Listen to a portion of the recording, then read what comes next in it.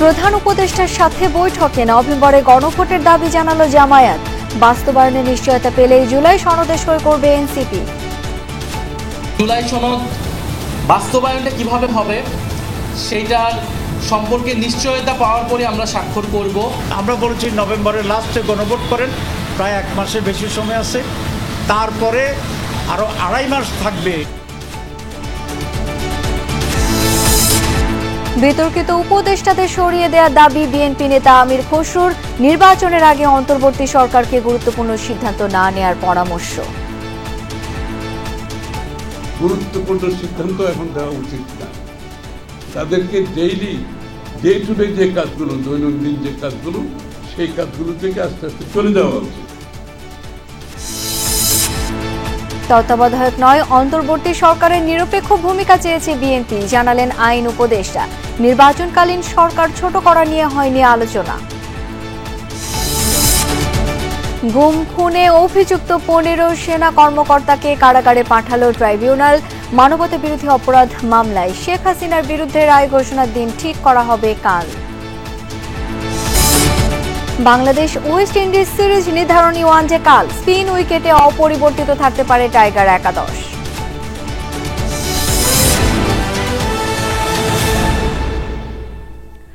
এতক্ষণ শিরোনামগুলো দেখছিলেন, আপনাদের সাথে আছি আমি শাওন দত্ত। জাতীয় নির্বাচনের আগেই গণভোট ও জুলাই সনদের ভিত্তিতে জাতীয় নির্বাচন সম্পন্ন করার দাবি জানিয়েছে জামায়াতে ইসলামী। অধ্যাদেশ নয়, বিশেষ আদেশের মাধ্যমে জুলাই সনদ বাস্তবায়নের প্রধান উপদেষ্টার প্রতি আহ্বান জানিয়েছে দলটি। প্রধান উপদেষ্টার সাথে বৈঠকে এসব পরামর্শ দেয় দলটি। একই সাথে কয়েকজন উপদেষ্টার ব্যাপারে আপত্তি জানিয়েছে তারা। বুধবার সন্ধ্যায় প্রধান উপদেষ্টার বাসভবন যমুনায় ডক্টর মোহাম্মদ ইউনূসের সাথে বৈঠক করতে আসেন জামাতে ইসলামীর 4 সদস্যের প্রতিনিধি দল। নায়েবে আমির ডাক্তার আব্দুল্লাহ মোহাম্মদ তাহেরের নেতৃত্বে প্রতিনিধি দলে ছিলেন সেক্রেটারি জেনারেল অধ্যাপক মিয়া গোলাম পরোয়ার, সহকারী সেক্রেটারি জেনারেল রফিকুল ইসলাম খান ও এটিএম মাসুম। প্রধান উপদেষ্টার সঙ্গে দীর্ঘ 1 ঘণ্টা বৈঠক করেন তারা। বৈঠক শেষে নায়েবে আমির আব্দুল্লাহ মোহাম্মদ তাহের বলেন, জুলাই সনদ বাস্তবায়ন না হলে রাজনৈতিক দল ও সরকারের চেষ্টা পণ্ডশ্রম হবে। এজন্য প্রধান উপদেষ্টাকে নির্বাহী আদেশের মাধ্যমেই জুলাই সনদ বাস্তবায়নের দাবি জানিয়েছেন তারা। এটা বাস্তবায়ন যদি না হয় তাহলে এই পরিশ্রম তো পণ্ডশ্রম ছাড়া কিছু নয়। তো সে কারণে উনি বলেছেন আমি যথাযথ উদ্যোগ নেব। আমরা সেখানে বলেছি একটি আদেশের মাধ্যমে এটাকে সাংবিধানিক মর্যাদা দিতে হবে। ডাক্তার তাহের বলেন, জাতীয় নির্বাচনের আগে গণভোট না হলে ফেব্রুয়ারির নির্বাচন গ্রহণযোগ্য হবে না। জাতীয় নির্বাচন ও গণভোট একই দিনে হলে আইনগত জটিলতা তৈরি হবে বলেও জানান তিনি। জনগণের চাপে সেন্টিমেন্ট দেখে তারা রাজি হয়েছে, কিন্তু প্যাঁচ একটা লাগাই রাখছে। আবার আমরা বলে আসছি যে কোনো প্যাঁচ ট্যাঁচ এখানে আমরা বুঝি না। সহজ সরলভাবে গণভোট আগে হইতে হবে, আলাদা বিষয়। এটা যদি হয় এর ভিত্তিতে নির্বাচন, এটা যদি না হয় এটা মাইনাস করে নির্বাচন, খুব সোজা জিনিস। প্রশাসন ও পুলিশের 70% একটি দলের প্রতিনিধিত্ব করছে বলে মনে করে জামাত। এদের দিয়ে নিরপেক্ষ নির্বাচন সম্ভব নয় বলেই মনে করছে দলটি। আমরা বলেছি আপনি কেয়ারটেকার গভর্নমেন্টের মতো আছেন, নিরপেক্ষ সরকার, আপনি এটাকে লেভেল প্লেইং ফিল্ড করেন, সকলের জন্য সমতল ভূমি তৈরি করেন এবং নির্বাচনের আগে আপনি যেখানে যেখানে রদবদল করা দরকার আপনি রদবদল করেন। এবং সেক্ষেত্রে উনি আমাদেরকে বলেছে উনি নিজে তত্ত্বাবধান করবেন এবং লটারি সিস্টেমে উনি পোস্টিং ঠিক করবেন। নোয়াখালী সহ দেশের বিভিন্ন জায়গায় জামাত শিবিরের অনুষ্ঠানে হামলার ঘটনাগুলো প্রধান উপদেষ্টার নজরে আনা হয়েছে বলেও জানিয়েছেন জামাতের এই শীর্ষ নেতা। শামীম রেজা, যমুনা নিউজ। আইনি ভিত্তি ও বাস্তবায়নের নিশ্চয়তা পেলেই জুলাই সনদে স্বাক্ষর করবে এনসিপি। প্রধান উপদেষ্টার সাথে বৈঠক শেষে এমনটাই জানিয়েছেন দলটির আহ্বায়ক নাহিদ ইসলাম। প্রধান উপদেষ্টার কাছে নির্বাচন কমিশনের পক্ষপাতমূলক আচরণ নিয়ে অভিযোগ এবং ইসি পুনর্গঠনের দাবিও জানিয়েছে এনসিপি। প্রশাসনের দলীয়করণ নিয়েও জানায় আপত্তি। সুষ্ঠু ও নিরপেক্ষ নির্বাচন না হলে সরকার দায় এড়াতে পারবে না বলেও মন্তব্য করেন নাহিদ। সাম্প্রতিক রাজনৈতিক পরিস্থিতি নিয়ে আলোচনা করতে প্রধান উপদেষ্টার বাসভবন যমুনায় এনসিপির 4 সদস্যের প্রতিনিধি দল জাতীয় নেতৃত্ব দেন দলটির আহ্বায়ক নাহিদ ইসলাম। বৈঠক শেষে ব্রিফিংয়ে আলোচনার বিষয়বস্তু তুলে ধরেন এনসিপির আহ্বায়ক নাহিদ ইসলাম। জানান, জুলাই সনদের আইনি ভিত্তি ও বাস্তবায়নের উপর জোর দিয়েছে এনসিপি। ফলে জুলাই সনদ বাস্তবায়নটা কিভাবে হবে সেইটার সম্পর্কে নিশ্চয়তা পাওয়ার পরে আমরা স্বাক্ষর করব। সেক্ষেত্রে জুলাই সনদ আমরা একটি সাংবিধানিক আদেশের কথা বলছি, যে আদেশটা ডক্টর মোহাম্মদ ইউনূস প্রধান হিসেবে উনিই জারি করবেন। কারণ জুলাই গণ অভ্যুত্থানে জনগণের যে সার্বভৌম ক্ষমতা, সেটার একমাত্র বৈধতা ডক্টর মোহাম্মদ ইউনূসেরই আছে। বিএনপির তত্ত্বাবধায়ক সরকারের দাবির বিষয়ে নাহিদ অভিযোগ করেন, এ দাবির পেছনে থাকতে পারে অন্য কোনো উদ্দেশ্য।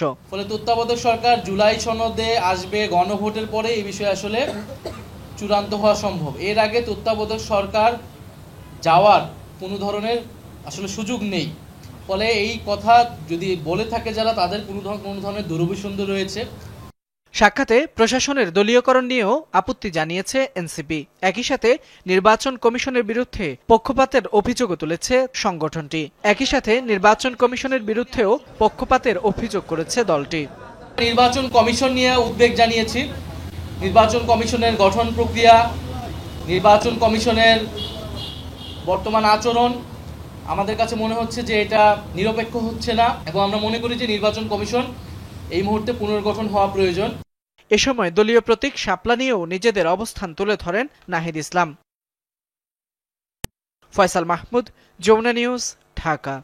নির্বাচনের আগে অন্তর্বর্তীকালীন সরকারকে কোনো গুরুত্বপূর্ণ সিদ্ধান্ত না নেয়ার পরামর্শ দিয়ে উপদেষ্টা পরিষদ থেকে বিতর্কিতদের সরিয়ে দেওয়ার দাবি জানিয়েছেন বিএনপির স্থায়ী কমিটির সদস্য আমির খসরু মাহমুদ চৌধুরী। বলেন, সংবিধানের আলোকে অন্তর্বর্তী সরকারকে তত্ত্বাবধায়ক সরকারের আদলে যেতে হবে। অন্যদিকে সিনিয়র যুগ্ম মহাসচিব রুহুল কবির রিজভী বলেছেন, গুম খুনের অভিযোগে কারাবন্দী সাবেক সেনা কর্মকর্তাদের বিচার যথাযথ নিয়মে হতে হবে। স্বাধীনতা সার্বভৌমত্ব রক্ষায় আগামী জাতীয় নির্বাচনের গুরুত্ব নিয়ে আলোচনা সভার আয়োজন করে জাতীয়তাবাদী মুক্তিযোদ্ধা দল। জাতীয় প্রেসক্লাবে আয়োজিত অনুষ্ঠানে ঘোষিত সময় নির্বাচনে জোর দেন মুক্তিযোদ্ধারা। যার যখন খুশি তখন সেটা বলবে, আর বিএনপি সেটা সবসময় মেনে নেবে, এটা হতে পারে না। অনুষ্ঠানে আমির খসরু মাহমুদ চৌধুরী বলেন, সরকারের মধ্যে নিরপেক্ষতা না থাকলে অশুভ শক্তি মাথা চারা দিয়ে উঠবে। তাই সরকারকে বুঝে শুনে সিদ্ধান্ত নিতে হবে। সংবিধানে যে কেয়ারটেকার সরকারের ভূমিকা দেওয়া আছে, বলা আছে, সেই বৈশিষ্ট্য তাদেরকে এখন থেকে করতে হবে তাদের সমস্ত কর্মকাণ্ডে, এবং আমি মনে করি তাদের কোনো গুরুত্বপূর্ণ সিদ্ধান্ত এখন দেওয়া উচিত না। তাদেরকে ডে টু ডে যে কাজগুলো, দৈনন্দিন যে কাজগুলো, সেই কাজগুলো থেকে আস্তে আস্তে চলে যাওয়া উচিত। আর যারা আগামী নির্বাচনে অংশগ্রহণ করবে অথবা যারা কোনো দলের সাথে সম্পৃক্ত আছে, তাদের সরকারে থাকলে সেটা কেয়ারটেকার সরকারের ভূমিকা পালন করতে পারবে না। নয়াপল্টনে সাংবাদিকদের সাথে আলাপকালে রিজভী আহমেদ কথা বলেন সেনা সদস্যদের বিচার প্রসঙ্গে। সবকিছু হচ্ছে আইনি প্রক্রিয়ার ব্যাপার। আইনি প্রক্রিয়াতে যা হওয়ার তাই হচ্ছে বা সেটাই হবে, এবং অবশ্যই সেটা আইনি প্রক্রিয়াই হতে হবে। এখানে কোনো হস্তক্ষেপ বা কোনো মুখ চাওয়াচাওয়ির ব্যাপার থাকবে না। যাদের বিরুদ্ধে অভিযোগ রয়েছে সেই অভিযোগ তারা প্রমাণ করবেন তারা এই অভিযোগে অভিযুক্ত নন। ফ্যাসিবাদের সহযোগীদের দায়িত্বে রেখে দেশের সুষ্ঠু নির্বাচন সম্ভব নয় বলেও মন্তব্য করেন রিজভী আহমেদ। তো তাদেরকে চিহ্নিত করে আইনের আওতায় আনা। আরেফিন শাকিল, যমুনা নিউজ, ঢাকা। নির্বাচনকালীন সরকার ছোট করা নিয়ে কোনো আলোচনা হয়নি। প্রধান উপদেষ্টার সাথে বৈঠকে কোনো দল এমন দাবিও করেনি বলে জানিয়েছেন আইন উপদেষ্টা ডক্টর আসিফ নজরুল। তিনি বলেন, জনপ্রশাসনে নিয়োগের ক্ষেত্রে অন্তর্বর্তী সরকার নিরপেক্ষভাবে কাজ করছে, কোনো নিয়োগ দলীয়ভাবে হচ্ছে না। সচিবালয়ে গণমাধ্যম কর্মীদের প্রশ্নের জবাবে আইন উপদেষ্টা বলেন, নির্বাচন নিয়ে সব সংশয় দ্রুত কেটে যাবে। নির্বাচনকালীন সরকার নিয়ে রাজনীতিতে নানা আলোচনা। বর্তমান অন্তর্বর্তীকালীন সরকারের সব উপদেষ্টা কি দায়িত্বে থাকছেন নির্বাচনের সময়, চলছে এমন গুঞ্জনও। প্রধান উপদেষ্টার সাথে বৈঠকে বিএনপি কিছু উপদেষ্টার রাজনৈতিক ভূমিকা নিয়েও প্রশ্ন তুলেছেন। অন্যদিকে তত্ত্বাবধায়ক ব্যবস্থা বাতিলের রায়ের বিরুদ্ধে শুনানি চলছে আপিল বিভাগে। এমন প্রেক্ষাপটে নিরপেক্ষ নির্বাচনের স্বার্থে উপদেষ্টা পরিষদ কি ছোট হচ্ছে প্রশ্ন ছিল আইন উপদেষ্টার কাছে। দাবি করেন সরকার নিরপেক্ষভাবে দায়িত্ব পালন করছে। ইন্টারিম সরকারকে তত্ত্বাবধায়ক সরকারের মতো রোল পালন করবে, এটা বলতে তত্ত্বাবধায়ক সরকার আমাদের একটা নিরপেক্ষ ভূমিকা চেয়েছে, ওটা তাদেরকে অ্যাসিওর করা হবে।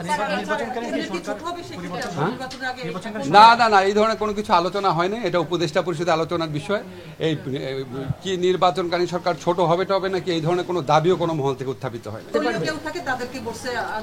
সেটা তো ওনারা এর আগেও বলেছেন, এটা আমার কোনো কমেন্ট নাই, এটা ওনারা বলেছে, এটা উপদেষ্টা পরিষদ আমাদের প্রধান উপদেষ্টা সিদ্ধান্ত নেবেন। শীর্ষ দুই দল বিএনপি ও জামায়াতের মধ্যে টানাপোড়েনের কারণে 3 সপ্তাহ শূন্য রাখার পর জনপ্রশাসন সচিবের পদে নিয়োগ দিতে পেরেছে সরকার। একই কারণে প্রশাসনে নিয়োগ পদোন্নতি সংক্রান্ত এপিডি উইং এর নিয়োগ নিয়ে চলছে দ্বন্দ্ব।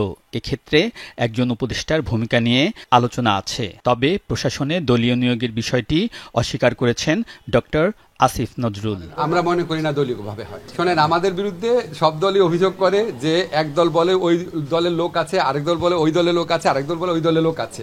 যেহেতু সব দলই অভিযোগ করে অন্য দলের লোক আছে, তার মানে হচ্ছে আমরা নিরপেক্ষভাবে দায়িত্ব পালন করছি। জাতীয় নির্বাচন ঘোষিত সময় ফেব্রুয়ারির প্রথমে হবে কিনা এ নিয়েও অনিশ্চয়তা আছে, তবে আইন উপদেষ্টা সেই শঙ্কাও উড়িয়ে দেন। মাঠে ঘাটে আস্থার অভাব আছে নাকি আমি জানি না, তবে আমার মনে হয় রাজনৈতিক দলগুলোর মধ্যে যেরকম অনৈক্য থাকে আপনার, ওনারা একজন আরেকজনের বিরুদ্ধে যেভাবে বলে ওইটার কারণে হয়তো। তবে আমার ধারণা যখন আমরা জুলাই সনদ বাস্তবায়নের ক্ষেত্রে বাস্তব অগ্রগতি দেখব, এই সম্পর্কে সকল সংশয় খুব দ্রুত তখন আশা করি কেটে যাবে। আইন উপদেষ্টা বলেন, ঘোষিত সময়ে নির্বাচন নিয়ে জনগণের আস্থা ফিরিয়ে আনার চেষ্টা করছে সরকার। আলমগীর স্বপন, যমুনা নিউজ, ঢাকা। মানবতা বিরোধী অপরাধের মামলায় 15 সেনা কর্মকর্তাকে কারাগারে পাঠানোর নির্দেশ দিয়েছেন আন্তর্জাতিক অপরাধ ট্রাইব্যুনাল 1। বিচারপতি মোহাম্মদ গোলাম মর্তুজা মজুমদারের নেতৃত্বাধীন 3 সদস্যের ট্রাইব্যুনাল সকাল 8:30টার দিকে আদেশ দেন। হাজির না হয় সাবেক প্রধানমন্ত্রী শেখ হাসিনা, সাবেক স্বরাষ্ট্রমন্ত্রী আসাদুজ্জামান খান ও মেজর জেনারেল কবিরুল সহ অন্যদের বিরুদ্ধে গ্রেপ্তারি পরোয়ানা জারি করা হয়েছে। মাইনুল মারুফ ও এম এ আজিজকে সঙ্গে নিয়ে আরও জানাচ্ছেন আব্দুল্লাহ তুহিন। ট্রাইব্যুনাল কার্যক্রম শুরুর আগেই সকাল 7টার দিকে ঊর্ধ্বতন এই সেনা কর্মকর্তাদের শীতাতপ নিয়ন্ত্রিত প্রিজন ভ্যানে হাজির করা হয়। এর আগে ঢাকা সেনানিবাসে সাব জেলে তাদেরকে সেনা হেফাজতে রাখা হয়েছিল। মানবতা বিরোধী অপরাধের আলাদা 3টি মামলায় গ্রেফতার করা হয় র্যাবের সাবেক অতিরিক্ত মহাপরিচালক brigadier general Mohammad Jahangir Alam, Tofayel Mostafa Sarwar, Mohammad Kamrul Hasan, Mohammad Mahbub Alam, brigadier KM Azad, colonel Abdullah Al Momen, র্যাবের গোয়েন্দা শাখার সাবেক পরিচালক লেফটেন্যান্ট কর্নেল মোহাম্মদ মশিউর রহমান, সাইফুল ইসলাম সুমন, সরার বিন কাশেম, রেদওয়ানুল ইসলাম, বিজিবির সাবেক কর্মকর্তা মেজর মোহাম্মদ রাফাত বিন আলম ও কর্নেল আনোয়ার লতিফ খান, যিনি অবসরকালীন ছুটিতে রয়েছেন, যাদের বিরুদ্ধে গুম করে নির্যাতন এবং জুলাই আন্দোলনে হত্যার অভিযোগ আনা হয়েছে। এ বিষয়ে সংক্ষিপ্ত শুনানি করেন ট্রাইব্যুনাল। দুটো মামলার মধ্যে একটি মামলা ছিল র্যাপিড অ্যাকশন ব্যাটালিয়নের পরিচালিত যে বন্দিশালা ছিল TFI সেল, সেইখানে কিছু বন্দীকে আটক করে রাখা 2016 সাল থেকে 2024 সাল পর্যন্ত 14 জন বন্দীকে সেখানে গুম করে রাখার অভিযোগে যে মামলাটি ছিল, সেখানে 10 জন আসামিকে হাজির করা হয়েছিল। তাদেরকে গ্রেপ্তার দেখিয়ে কারাগারে প্রেরণের নির্দেশ দেওয়া হয়েছে। ঊর্ধ্বতন এই সেনা কর্মকর্তাদের শেষ পর্যন্ত ট্রাইব্যুনালে হাজির করা হবে কিনা তা নিয়ে সামাজিক যোগাযোগ মাধ্যম সহ নানা মহলে আলোচনা ছিল তুঙ্গে। তারা যেমন জুলাই আগস্টে নিরস্ত্র ছাত্র জনতার উপরে যে পরিচালিত হত্যাযজ্ঞের সময় তারা যেমন রুখে দাঁড়িয়েছিলেন বা মাঝখানে ভূমিকা পালন করেছিলেন, যেটা জাতি স্মরণ করে, একইভাবে এই যে বিচার প্রক্রিয়া, গুমের বিচার প্রক্রিয়ার ক্ষেত্রেও তারা তাদের সহযোগিতা করছেন, আইনের প্রতি তাদের শ্রদ্ধা দেখিয়েছেন। এটাও আমরা এই আজকের এই সময়ে আমরা উল্লেখ করতে চাই। দেশপ্রেমিক সেনাবাহিনীর ব্যাপারে যে সমস্ত অপপ্রচার যারা করেন তাদেরকে আমরা বলবো অপপ্রচার করবেন না। আরেক গুমের মামলায় DGF-এর সাবেক 3 পরিচালক major general Sheikh Mohammad Sarwar Hossain, brigadier general Mohammad Mahbubur Rahman Siddiqui ও ব্রিগেডিয়ার জেনারেল আহমেদ তানভীর মাজহার সিদ্দিকীকেও কারাগারে পাঠানোর নির্দেশ দেওয়া হয়েছে। 8 ঘন্টারও কম সময়ের শুনানির পর তাদের নিয়ে যাওয়া হয় সেনানিবাসের সাব জেলে। এসব মামলায় পলাতক 17 আসামিকে হাজির হতে 7 দিনের মধ্যে পত্রিকায় বিজ্ঞপ্তি দেওয়ার নির্দেশ দিয়েছেন ট্রাইব্যুনাল। এ সময় জামিন এবং ভার্চুয়ালি আদালতে হাজিরার নির্দেশনা চেয়ে 2টি আবেদন করেন 15 সেনা কর্মকর্তার পক্ষের আইনজীবী, যার শুনানির দিন ধার্য হবে পরবর্তীতে। আত্মসমর্পণ, টেকনিক্যালি প্রসিকিউশন বলেছে গ্রেপ্তার, আমরা বলি আত্মসমর্পণ।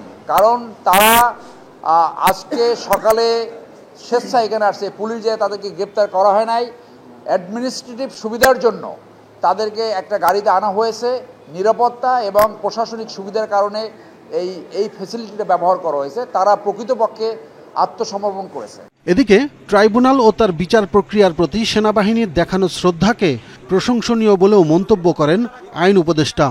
সেনা প্রশাসন বা সেনাবাহিনীর ঊর্ধ্বতন কর্মকর্তারা, সেনাবাহিনী প্রধান, ওনারা যেভাবে সহযোগিতা করেছেন এটা অত্যন্ত প্রশংসার দাবিদার, এবং তারা আইনের শাসনের প্রতি যেই শ্রদ্ধাবোধ দেখিয়েছেন এটা আমরা খুব পজিটিভলি দেখছি। ঢাকা সেনানিবাসের একটি ভবনকে সাময়িক কারাগার ঘোষণা করেছিল স্বরাষ্ট্র মন্ত্রণালয়। সেখানেই রাখা হবে ঊর্ধ্বতন এই সেনা কর্মকর্তাদের। আব্দুল্লাহ তুহিন, যমুনা নিউজ, ঢাকা। মানবতাবিরোধী অপরাধ মামলায় শেখ হাসিনা সহ ৩ জনের বিরুদ্ধে আসামি পক্ষের যুক্তিতর্ক উপস্থাপন শেষ। আগামীকাল যুক্তি খণ্ডন করবে প্রসিকিউশন। এরপর রায়ের জন্য দিন ধার্য করবেন ট্রাইব্যুনাল। আজ যুক্তিতর্কে স্টেট ডিফেন্স দাবি করেন শেখ হাসিনা, আসাদুজ্জামান খান কামালের বিরুদ্ধে অপরাধ প্রমাণিত হয়নি। রাজসাক্ষীর জবানবন্দি নিয়েও প্রশ্ন তোলেন। তবে প্রসিকিউশন বলছে রাজসাক্ষীর সাক্ষ্যে সত্য ও পূর্ণাঙ্গ ঘটনা উন্মোচিত হয়েছে। আন্তর্জাতিক অপরাধ ট্রাইব্যুনালে অন্যতম আলোচিত মামলা শেখ হাসিনা, আসাদুজ্জামান খান কামাল ও চৌধুরী আব্দুল্লাহ আল মামুনের বিরুদ্ধে মানবতা বিরোধী অপরাধের মামলা। অভিযোগ গঠনের দিনই এই মামলায় নিজেকে দোষী মেনে রাজসাক্ষী হওয়ার ঘোষণা দেন সাবেক আইজিপি চৌধুরী আব্দুল্লাহ আল মামুন। এরপর জবানবন্দিতে জুলাই গণহত্যার ঘটনা প্রবাহ ও দায় ছাড়াও আওয়ামী লীগ আমলে গুম, খুন, বিচার বহির্ভূত হত্যাসহ বিভিন্ন ঘটনা তুলে ধরেন। বুধবার আন্তর্জাতিক অপরাধ ট্রাইব্যুনালে প্রথমবারের মতো শুনানি করেন চৌধুরী আব্দুল্লাহ মামুনের আইনজীবী। বলেন, চৌধুরী মামুনের বক্তব্যে সত্য উন্মোচিত হয়েছে, বেরিয়ে এসেছে অনেক না জানা ঘটনাও। এ সময় চৌধুরী মামুনের জন্য ক্ষমা প্রার্থনা করেন আইনজীবী। আমি গণহত্যার শিকার প্রত্যেক পরিবার, আহত ব্যক্তিবর্গ, দেশবাসী এবং মাননীয় ট্রাইব্যুনালের কাছে ক্ষমা প্রার্থী। আমার এই সত্য পূর্ণাঙ্গ বর্ণনার মাধ্যমে সত্য উদ্ঘাটিত হলে আল্লাহ যদি আমাকে আরো হায়াত দান করেন, বাকিটা জীবন কিছুটা হলে অপরাধ থেকে মুক্তি পাবে। প্রসিকিউশন উল্লেখ করে চৌধুরী মামুনের সাক্ষ্যে সত্য ও পূর্ণাঙ্গ ঘটনা উন্মোচিত হয়েছে বলে মনে করে তারা। পরে আসামি পক্ষের যুক্তি খণ্ডন করেন প্রসিকিউটর মিজানুল ইসলাম। প্রসিকিউশন হিসাবে আমরা বলেছি যে আমরা তাকে রিলাই করেছি বলে তাকে হোস্টাইল করি না। তার বক্তব্যে ফুল এবং ট্রু ডিসক্লোজার আছে বলে আপাত দৃষ্টিতে আমাদের কাছে মনে হয়েছে। বাকি সিদ্ধান্ত অনারেবল ট্রাইব্যুনালের। এর আগে তৃতীয় দিনের মতো শেখ হাসিনা, আসাদুজ্জামান খান কামালের পক্ষে যুক্তিতর্ক উপস্থাপন করেন ট্রাইব্যুনাল নিযুক্ত আইনজীবী। তিনি বলেন, যতক্ষণ পর্যন্ত আন্দোলন কোটা সংস্কারের জন্য ছিল, আন্দোলন বৈধ ছিল। তবে সরকার পতনের এক দফা আন্দোলন ছিল অবৈধ। এ সময় অপরাধ প্রমাণ হয়নি দাবি করে খালাস চান আসামিদের। রাজসাক্ষী বলেছি, সে নিজেকে বাঁচার জন্য সে অন্যের কাঁধে দোষ দিয়ে বাঁচার চেষ্টা করেছেন। সন্দেহাতীতভাবে রাষ্ট্রপক্ষ এই মামলা প্রমাণ করতে সক্ষম হয় নাই। এই সক্ষম না হওয়ার কারণে আমার আসামিরা খালাস পাবে। বৃহস্পতিবার এই মামলায় পরবর্তী যুক্তিতর্ক উপস্থাপন করবে প্রসিকিউশন। এরপর ধার্য হবে আলোচিত এই মামলার রায়ের দিন। মাইনুল মারুফ, যমুনা নিউজ, ঢাকা। গুমের মামলার বিচার প্রক্রিয়া শুরু হওয়ায় সন্তোষ প্রকাশ করেছেন ভুক্তভোগীরা। বলেছেন, কেউ যেন আর এমন নির্যাতনের শিকার না হন। অপরাধীদের কোনো রকমের ছাড় না দেওয়ার দাবিও জানান তারা। আন্তর্জাতিক অপরাধ ট্রাইব্যুনালের ভেতরে যখন চলছে গুমের মামলার বিচার প্রক্রিয়া, তখন বাইরে হাইকোর্টের সামনে বিচারের দাবিতে মানববন্ধন করছে ভুক্তভোগী পরিবার। তাদের দাবি, কাউকে দায়মুক্তি নয়, গুম ও বিচার বহির্ভূত হত্যাকাণ্ডের মতো অপরাধে জড়িতদের বিচার করতে হবে। এ সময় পালিয়ে যাওয়া অপরাধীদেরও দেশে ফিরিয়ে বিচারের মুখোমুখি করার দাবি জানান তারা। বুধবার সকালে গুমের 2 মামলায় 13 জনকে হাজির করা হয় ট্রাইব্যুনালে। আর বিচার শুরুর প্রক্রিয়া দেখতে ট্রাইব্যুনালে হাজির হন দীর্ঘদিন গুম অবস্থা থেকে ফিরে আসা ভুক্তভোগীরা। গণমাধ্যমে তুলে ধরেন তাদের উপর নির্যাতনের গল্প। এখানে গুম করা হয়েছে সম্পূর্ণ রাজনৈতিক উদ্দেশ্য হাসিলের জন্য। দমন পীড়নের ভয়ানক স্টিম রোলার চালিয়েছিল ফ্যাসিস্ট হাসিনা। আমাদের উপর যে কি অন্যায় করা হয়েছে তা আমাদের মুখে কেউ বলতে পারবে না। একদিন যদি কেউ সেখানে রাখা হয় তাহলে বুঝবেন যে তার কি অবস্থা হয়। 25 জন অপরাধীর বিরুদ্ধে ওয়ারেন্ট ইস্যু হয়েছে। এরা একজনও কিন্তু সেনাবাহিনীর অভ্যন্তরে থেকে কোনো অপরাধ করার কারণে ওয়ারেন্ট বের হয়নি। তারা সেনাবাহিনীর বাইরে এসে, সেনাপ্রধানের নিয়ন্ত্রণের বাইরে এসে তারা এগুলি করেছে, এবং এই সংখ্যাটা কিন্তু সেনাবাহিনীর 1000 ভাগের 1 ভাগও নয়। এ সময় বিচার প্রক্রিয়া শুরু হওয়ায় সন্তোষ প্রকাশ করে তারা বলেন, অপরাধের সাথে সম্পৃক্তদের জন্য কোনো ছাড় দেয়া না হয়। যারা বিদেশ আছে তাদেরকে, আমাদের দাবি তাদেরকে যেন ইন্টারপোলের মাধ্যমে যে হোক পত্রপত্রিকা বিজ্ঞাপন দিয়ে ইন্টারপোলের মাধ্যমে তাদের বিদেশ ধরে আবার কোর্টে হাজির করে। আমরা ইনসাফ চাই। এই বিচার, এই আয়নাঘর আছে, এটা প্রকাশ করে 22 সালে, কেউ কোনো কথা বলেন নাই। আর কোনোদিন দেশপ্রেমিক সেনা সদস্যদেরকে দিয়ে ভরাটে খুনির কাজ যেন আর করানো না হয়। জনগণের রক্ষক সেনাবাহিনীকে আর কোনোদিন যেন জনগণের মুখোমুখি দাঁড় করানো না হয়। টিএফআই-জেআইসির মতো গুমের উদ্দেশ্যে আর কোনো সেল যেন গঠন না হয় সেই দাবিও জানান ভুক্তভোগীরা। মাইনুল মারুফ, যমুনা নিউজ, ঢাকা। মুসলিম নারী ও ইসলাম ধর্ম নিয়ে কুরুচিপূর্ণ বক্তব্য দেয় অভিযুক্ত ছাত্র শ্রীশান্ত রায়ের বিরুদ্ধে মামলা করেছে বুয়েট। সাইবার সিকিউরিটির মামলায় তাকে গ্রেপ্তার করে কারাগারে পাঠানোর নির্দেশ দেওয়া হয়েছে। পুলিশ জানিয়েছে, আসামি কারো ইন্ধনে এমন অশ্লীল ধর্মীয় বিদ্বেষপূর্ণ বক্তব্য দিয়েছেন কিনা তা খতিয়ে দেখা হচ্ছে।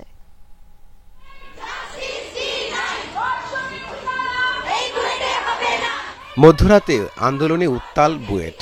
সেখানকার ইলেকট্রিক্যাল অ্যান্ড ইলেকট্রনিক ইঞ্জিনিয়ারিং বিভাগের শিক্ষার্থী শ্রীশান্ত রায়কে বহিষ্কারের দাবিতে বিক্ষোভ শিক্ষার্থীদের। শ্রীশান্তর বিরুদ্ধে অভিযোগ, সামাজিক যোগাযোগ মাধ্যমে তিনি তার সহপাঠী মুসলিম নারীকে নিয়ে অশ্লীল ও কুরুচিপূর্ণ বক্তব্য পোস্ট দিয়েছেন। ধর্মীয় অনুভূতিতে আঘাত আনারও অভিযোগ আছে তার বিরুদ্ধে। শিক্ষার্থীদের আন্দোলনের ফলে রাতেই ওই শিক্ষার্থীকে সাময়িকভাবে বহিষ্কার করে বুয়েট কর্তৃপক্ষ। চকবাজার থানায় মামলাও করে বুয়েট। সাইবার সিকিউরিটি অ্যাক্টে মামলা হয়েছে, অশালীন বক্তব্য নাম ব্যবহার করেছে, এসব এলিগেশন ছিল। এলিগেশনটা কতটুকু কি, এটার জন্য একটা তদন্ত কমিটি হয়েছে। এই তদন্ত কমিটি কাজ শুরু করলে সেগুলা রিপোর্ট আসলে আমরা স্পেসিফিক্যালি বলতে পারবো। রাত 4টার দিকে শ্রীশান্তকে চকবাজার থানায় নিয়ে যায় পুলিশ। সকালে তোলা হয় আদালতে। সাইবার সুরক্ষা অধ্যাদেশের মামলায় অভিযুক্তকে কারাগারে পাঠানোর আদেশ দেন আদালত। পুরো বিষয়টি বিস্তরভাবে খতিয়ে দেখার কথা জানিয়েছে পুলিশ। আজকে সকালে তার বিরুদ্ধে বুয়েট কর্তৃপক্ষ বাদী হয়ে একটা নিয়মিত মামলা রুজু করেছে। আমরা তাকে সেই মামলায় গ্রেফতার দেখিয়ে বিজ্ঞ আদালতে উপস্থাপন করি এবং তাকে সেখান থেকে জেল হাজতে প্রেরণ করা হয়েছে। এই ঘটনাটি আমরা খুব গুরুত্ব দিয়ে তদন্ত করছি এবং এটার সাথে যে বিষয়গুলো জড়িত থাকার কথা তারা বলেছেন, মামলার যারা উল্লেখ করেছেন, সেগুলো আমরা খতিয়ে দেখছি। এই ঘটনার পেছনে আর কেউ আছে কিনা তার তদন্ত চলছে বলেও জানায় পুলিশ। রাব্বি সিদ্দিকী, যমুনা নিউজ, ঢাকা। আন্তরিক পরিবেশে জানা এবং জানানোর আয়োজন হয়ে গেল যমুনা টেলিভিশন কার্যালয়ে। ঊর্ধ্বতন শতাধিক সামরিক বেসামরিক কর্মকর্তার নানা জিজ্ঞাসা ছিল সংবাদ, ব্রডকাস্ট এবং সম্পাদকীয় নীতি নিয়ে। তারা চোখ দিয়ে দেখেছেন কিভাবে পরিণত হয় একটি সংবাদ, কিভাবে পৌঁছায় দর্শকের চোখের সামনে। আয়োজনে গুরুত্ব পায় জাতীয় নিরাপত্তা, গুজব ও অপতথ্য রোধ এবং জনসচেতনতার মতো বিষয়গুলো। বাংলাদেশ সহ মোট ১৯ দেশের ১১০ জন ঊর্ধ্বতন সামরিক বেসামরিক কর্মকর্তা, সেনা, নৌ, বিমান বাহিনী এবং পুলিশের পাশাপাশি প্রশাসনের এসব কর্মকর্তা ঘুরে দেখলেন যমুনা টেলিভিশন। এনডিসি হিসেবে পরিচিত ন্যাশনাল ডিফেন্স কলেজের আওতায় এই পেশাগত পরিদর্শন। পেশাগত পরিচয়ের বাইরে উদার মনে বোঝার চেষ্টা করলেন ব্রডকাস্ট মিডিয়া। টেলিভিশনের বুম বা সংবাদ পাঠের চেয়ারে বসেও অনুভব করতে চাইলেন রিপোর্টিং বা সংবাদ পাঠ।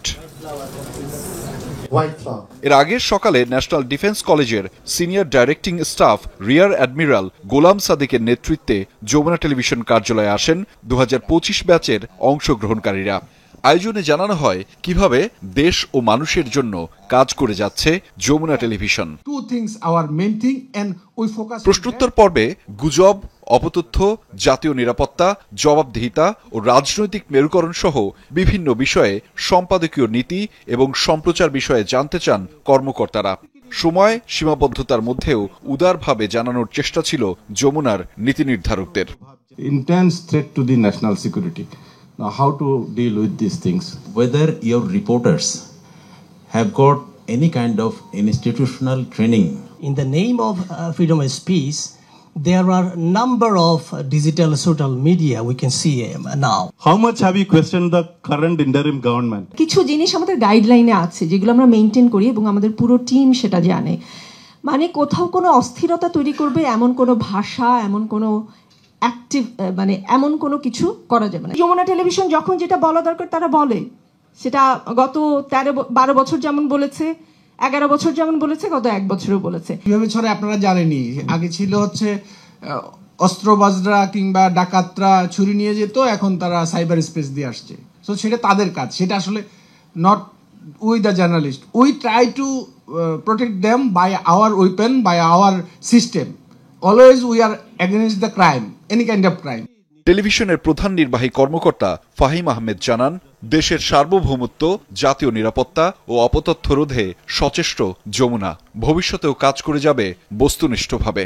আমরা আমাদের টেলিভিশনটাকে রাজনীতির বাইরে রাখার সবসময় চেষ্টা করেছি। আমাদের সহকর্মীরাও এটার সাথে একমত এবং আমাদের মালিক পক্ষ আমাদেরকে সেই ফ্রিডমটা দিয়েছে। এটাই হচ্ছে আসলে আমাদের সমস্ত কিছুর বাইরে গিয়ে নিরপেক্ষ থাকা। আধুনিকতার পথে আপনাদের যাত্রা শুরু হোক।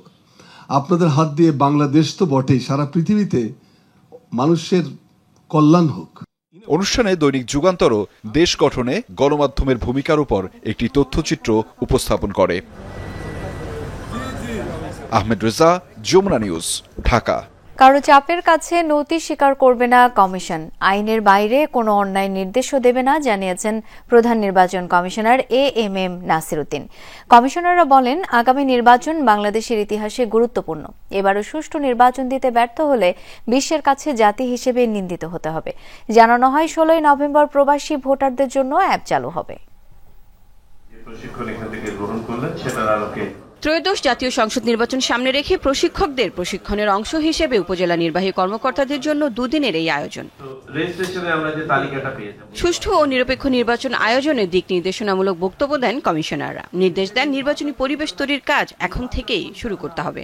নির্ভয় এবং নিরপেক্ষভাবে কাজ না করলে কেউ পার পাবে না, হুঁশিয়ার করেন কমিশনাররা। এই ইলেকশনও যদি আমরা ভালো না করতে পারি, বিশ্বের কাছে, মানুষের কাছে জাতির হিসাবে আমরা অত্যন্ত নিন্দিত জাতি হিসেবে পরিণত হব।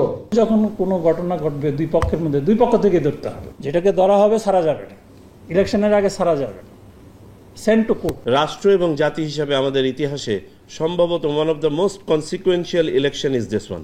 আমাদের সকল কাজ থাকলেও এটাকে প্রায়োরিটি কাজ হিসাবে নিয়ে আমরা যেন আমাদের দায়িত্বটা পালন করি মাঠ পর্যায়ে। কর্মশালায় প্রধান নির্বাচন কমিশনার বলেন, আইনানুযায়ী কাজ করবে ইসি, কোনো চাপের কাছে মাথা নত করবে না।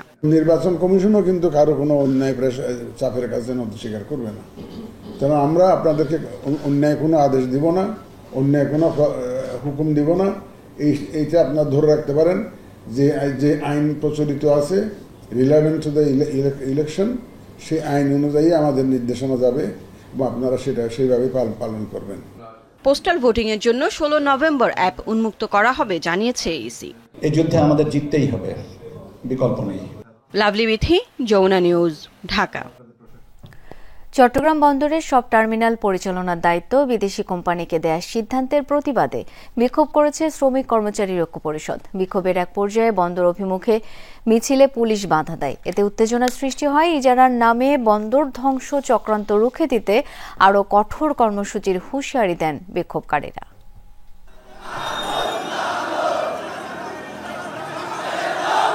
নগরীর আগ্রাবাদে প্রতিবাদ সমাবেশ শেষে শ্রমিক কর্মচারীরা মিছিল নিয়ে চট্টগ্রাম বন্দর অভিমুখে যাত্রা করলে টিএনটি অফিসের সামনে বাধা দেয় পুলিশ। এ সময় উভয় পক্ষের বাকবিতণ্ডায় উত্তেজনা সৃষ্টি হয়। পুলিশ আমাদেরকে বাধা দিতে, আমরা আইনের প্রতি শ্রদ্ধাশীল হয়ে এখানে আমাদের কর্মসূচি শেষ করছি। ইনশাআল্লাহ আমরা আশা করি সরকার উদয় হবে। বন্দর কেন্দ্রিক কোনো প্রকার কোনো মিছিল, মিটিং, র্যালি কিছুই করা যাবে না। সুতরাং আমার ডাবলমুড়ি থানা থেকে তারা ওখানে বন্দর অভিমুখে যেতে চাইছিল, আমি পথের মধ্যে তাদের প্রতিবাদ শেষ করে এখানে তাদেরকে শেষ করে দিচ্ছি। এর আগে বিদেশি কোম্পানির হাতে চট্টগ্রাম বন্দরের এনসিটি ইজারা দেওয়ার প্রতিবাদে বাদামতল মোড়ে প্রতিবাদ সমাবেশ করে শ্রমিক কর্মচারী ঐক্য পরিষদ। বন্দর লাভজনক হওয়ার পরও ইজারা দেয়া এবং সব ধরনের সেবার ক্ষেত্রে অতিরিক্ত ট্যারিফ বৃদ্ধির পেছনে ষড়যন্ত্র আছে বলে মন্তব্য করেন আন্দোলনকারীরা। বন্দর কর্তৃপক্ষ এবং সরকার দেশের এবং দেশের জনগণের বিরুদ্ধে এই ষড়যন্ত্র করে ট্যারিফ বৃদ্ধি করেছে। এই ট্যারিফের কারণে দেশের জনগণের সবার মাথার উপরে একটা বড় ধরনের বোঝা আসতেছে। বাংলাদেশের বন্দরকে কারোর কাছে ইজারা দেওয়া যাবে না। এই ইজারা দিতে গেলে আমরা জীবন দেওয়া হলেও আমাদের এই চট্টগ্রাম বন্দরকে রক্ষা করব। আসেন আপনারা সকলে মিলে এই চট্টগ্রাম বন্দরকে রক্ষা করি, সেই মাফিয়াদের কবল থেকে বন্দরকে রক্ষা করি। চট্টগ্রামের সকল শ্রমিক শ্রমিক এবং সর্বস্তরের জনসাধারণকে নিয়ে আমরা আরো বৃহত্তর কর্মসূচি ঘোষণা করব। মিছিল সমাবেশ স্থগিত করেছেন, আমরা এগুলোতে ভয় পাই না। এনসিটি, পিসিটি, বে টার্মিনাল সহ বন্দরের স্থাপনা বিদেশি কোম্পানিকে দেওয়ার সিদ্ধান্ত থেকে সরে না আসলে আরো কঠোর আন্দোলনের হুঁশিয়ারি দেন পরিষদ নেতারা। আপনারা যদি মনে করেন খেলা বন্দর দিয়ে দেবেন, বন্দর কারো পৈতৃক সম্পত্তি নয়। বন্দর 18 কোটি জনগণের, বন্দর ডক শ্রমিকদের। কোন প্রকারে কোন বিদেশি হাতে এই বন্দর তুলে দিতে দিব না, দিব না, দিব না। একই দাবিতে আগামী 1 নভেম্বর দিনব্যাপী গণ অনশন কর্মসূচির ঘোষণা দেয়া হয় সমাবেশ থেকে। শহীদুল সুমন, যমুনা নিউজ, চট্টগ্রাম। নিয়োগ জালিয়াতির অভিযোগে যশোর বিজ্ঞান ও প্রযুক্তি বিশ্ববিদ্যালয়ের সাবেক ভিসি আব্দুস সাত্তার, খুলনা প্রকৌশল ও প্রযুক্তি বিশ্ববিদ্যালয়ের সাবেক ভিসি মোহাম্মদ আলমগীর সহ 6 জনের বিরুদ্ধে মামলার অনুমোদন দিয়েছে দুদক। মামলার অন্যান্য আসামির মধ্যে রয়েছেন চট্টগ্রাম বিশ্ববিদ্যালয়ের সাবেক অধ্যাপক বেনু কুমার দে, জাবি প্রবির সাবেক কোষাধ্যক্ষ জামাল হোসেন সহ 6 জন। এজাহারে বলা হয়, যোগ্যতা না থাকা সত্ত্বেও জাবি প্রবির সাবেক পরিচালক পরিতোষ কুমার বিশ্বাসকে নিয়োগ দেয় নিয়োগ বোর্ড। অযোগ্য ব্যক্তিকে নিয়োগ দেয় রাষ্ট্রের ক্ষতি হয়েছে 1,27 লাখ টাকারও বেশি। এদিন দুদকের মামলার আসামি কারিগরি শিক্ষা বোর্ডের প্রোগ্রামার AK শামসুজ্জামানকে রাজধানীর সেগুনবাগিচা এলাকা থেকে গ্রেপ্তার করা হয়। অজ্ঞাতনামা ব্যক্তির মৃতদেহের পরিচয় খুঁজতে গিয়ে অটোরিকশা ছিনতাই চক্রের সন্ধান পেয়েছে police bureau of investigation PBI। হত্যায় জড়িত 2 জনকে গ্রেপ্তারের পর সংস্থাটি বলছে, অটো ছিনতাই করতে হত্যা সংগঠিত করে আসামিরা। সকালে PBI ঢাকা জেলা কার্যালয়ে প্রেস ব্রিফিংয়ে পুলিশ সুপার কুদরতি খুদা এই তথ্য জানান। বলেন, গত 26 সেপ্টেম্বর সকালে দক্ষিণ কেরানীগঞ্জের একটি ডোবা থেকে অজ্ঞাতনামা এক ব্যক্তির মরদেহ উদ্ধার করে পুলিশ। সেই মরদেহের পরিচয় শনাক্ত করতে গিয়ে ছিনতাই চক্রের তথ্য পায় PBI। পুলিশ জানায়, মৃত জালাল উদ্দিন অটো চালকের আড়ালে ছিনতাই করতেন। নুর শেখ তার সহযোগী। ঘটনার দিন দুজনেই অটোরিকশা ছিনতাইয়ে বের হন। কোনো ছিনতাই করতে না পেয়ে জালাল উদ্দিনকে ঘুমের ওষুধ খাইয়ে হত্যা করে তার অটোরিকশা ছিনতাই করে তা বিক্রি করে দেন নুর শেখ। অভিযান চালিয়ে নুর শেখকে গ্রেপ্তার করে PBI। তার তথ্যে ক্রেতা মোজাম্মেলকেও গ্রেপ্তার করা হয়। বলেন, পুরো ছিনতাই চক্রের 7 থেকে 8 জনকে শনাক্ত করা হয়েছে। চক্রটি গত 15 বছর ধরে রাজধানীর বংশাল, মিটফোর্ড, চকবাজার এলাকায় ছিনতাই করত। তারা দুইজনই সম্পূর্ণভাবে নিজেদের যে কর্মকাণ্ড, নিজেদের যে অপরাধ, এই অপরাধে নুর শেখ কি করেছেন, তার সহযোগী কারা আছেন এবং মোজাম্মেল কতদিন যাবত রিক্সা, অটোরিকশা, ভ্যান এগুলো কিনেন, চোরাই মাল কোথায় কোথায় বিক্রি করেন, এই বিস্তারিত উল্লেখ করে তারা আদালতে 164 ধারায় স্বীকারোক্তিমূলক জবানবন্দি দিয়েছেন। আমাদের মামলার তদন্ত অব্যাহত আছে, আমরা তদন্ত করছি এবং আমরা মনে করি এটি একটি সাকসেস স্টোরি। বাংলাদেশের ওয়েস্ট ইন্ডিজ সিরিজ নির্ধারণী তৃতীয় ও শেষ ওয়ানডে কাল। এই ম্যাচে জয় তুলে সিরিজ নিশ্চিত করতে চায় 2 দলই। মিরপুরে এই ম্যাচেও থাকছে স্পিন বান্ধব উইকেট, যেখানে অপরিবর্তিত একাদশ নিয়ে টাইগারদের মাঠে নামার সম্ভাবনা বেশি। দুপুর 1:30টায় শুরু হবে এই ম্যাচ। তৃতীয় ওয়ানডের আগে বাংলাদেশ দলের আনুষ্ঠানিক অনুশীলন নেই, কিন্তু তারপরও সকালে এক ঝাঁক ক্রিকেটার হাজির মিরপুরে। ওয়ানডে স্কোয়াডে থাকা পেসার শরীফুল ইসলাম, হাসান মাহমুদ, জাকের আলী, তানজিদ তামিম, শামীম পাটোয়ারিরা এসেছিলেন অনুশীলনে। এক কথায় একাদশের বাইরে থাকা অধিকাংশ ক্রিকেটারই ঝালাই করেছেন নিজেদের। তবে তাদের সাথে যুক্ত হন লিটন দাস, পারভেজ ইমন, মোহাম্মদ সাইফুদ্দিনরা। এরা কেউই ওয়ানডে স্কোয়াডের অংশ নয়। তখনই অনুশীলনকে T20 সিরিজের প্রস্তুতি বললেও খুব একটা ভুল বলা হয় না। সবশেষ 2 ওয়ানডে সিরিজ মিস করা লিটন সাইড স্ট্রেন ইঞ্জুরি মুক্ত হয়ে ফিরছেন T20 দিয়ে। তবে এদিন ক্রিকেটারদের সাথে অনুশীলনে ছিলেন না হেড কোচ সহ আরও অনেক কোচিং স্টাফ। সিনিয়র সহকারী কোচ মোহাম্মদ সালাউদ্দিন আর pace bowling coach Shaun Tait এসেছিলেন মাঠে। তবে তাই বলে ওয়ানডে সিরিজের ভাবনা ছেড়ে দিয়েছে দল, সেটা ভাবার সুযোগ নেই মোটেও। কারণ হোয়াইট ওয়াশের সুযোগ মিস করলেও শেষ ম্যাচে জয় তুলে ট্রফির পাশাপাশি র্যাঙ্কিংয়ে গুরুত্বপূর্ণ পয়েন্ট যোগ করতে চায় বাংলাদেশ। দ্বিতীয় ওয়ানডে হারের পর বাংলাদেশের রেটিং পয়েন্ট ৭৪ আর ক্যারিবিয়ানদের পয়েন্ট ৮০। তবে শেষ ম্যাচে জয় পেলে মিরাজদের পয়েন্ট হবে ৭৬ আর হোপদের ৭৯। আবার হারলে রেটিং পয়েন্ট বাংলাদেশের কমে হবে ৭৩ আর ওয়েস্ট ইন্ডিজের বেড়ে হবে ৮১। মিরপুরে তৃতীয় ম্যাচেও হবে একই ধরনের উইকেট, তবে আগে ব্যাটিং করে জয় পেতে হলে ২৫০-র কাছাকাছি স্কোর করতে হবে। স্পিনিং ট্র্যাকে সাফল্য পেতে সেট ব্যাটারদের বড় ইনিংস খেলাটা খুব জরুরি। সিরিজ নির্ধারণী এই ম্যাচে বাংলাদেশ একাদশে পরিবর্তন আসার সম্ভাবনা কম, তবে শেষ মুহূর্তে বদল হলেও সর্বোচ্চ একটি পরিবর্তন আসতে পারে, এমনটাই গুঞ্জন বিসিবি পাড়ায়। হাসিনুর রহমান, যমুনা স্পোর্টস, ঢাকা। দখলকৃত পশ্চিম তীরে নতুন আইন প্রণয়নে প্রাথমিক বিল পাশ করেছে ইসরায়েলি পার্লামেন্ট নেসেট। দখলকৃত পশ্চিম তীরে ফিলিস্তিনিদের ভূমি দখলে নিতে ইসরায়েলি পার্লামেন্ট নেসেটে প্রাথমিকভাবে বিলটি পাশ হয়। 4টি ভোটের মাঝে মাত্র একটি ভোট পায় বিলটি। আইনটির বিরোধিতা করে প্রধানমন্ত্রী বেনিয়ামিন নেতানিয়াহুর দল লিকুদ পার্টি।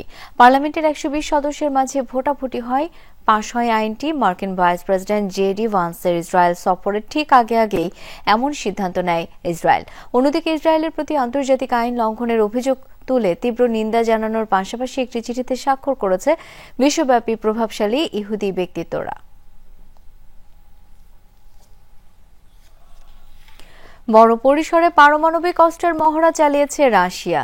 বুধবার ক্রেমলিনে প্রশিক্ষণ মহড়ার একটি ভিডিও ফুটেজ প্রকাশ করেছে দেশটি। জানায়, মহড়ায় পরীক্ষামূলকভাবে বেশ কয়েকটি আন্তঃমহাদেশীয় ব্যালিস্টিক ক্ষেপণাস্ত্র নিক্ষেপ করা হয়। দাবি, এসব ক্ষেপণাস্ত্র যুক্তরাষ্ট্রের ভূখণ্ডেও হামলা চালাতে সক্ষম। পারমাণবিক শক্তির এই প্রদর্শনী পর্যবেক্ষণ করেছেন দেশটির প্রেসিডেন্ট ভ্লাদিমির পুতিন। ইউক্রেনের সাথে যুদ্ধ শুরুর পর থেকেই পশ্চিমাদের সতর্ক বার্তা দিতে বেশ কয়েকবার পারমাণবিক অস্ত্রের মহড়া চালিয়েছে পুতিন প্রশাসন।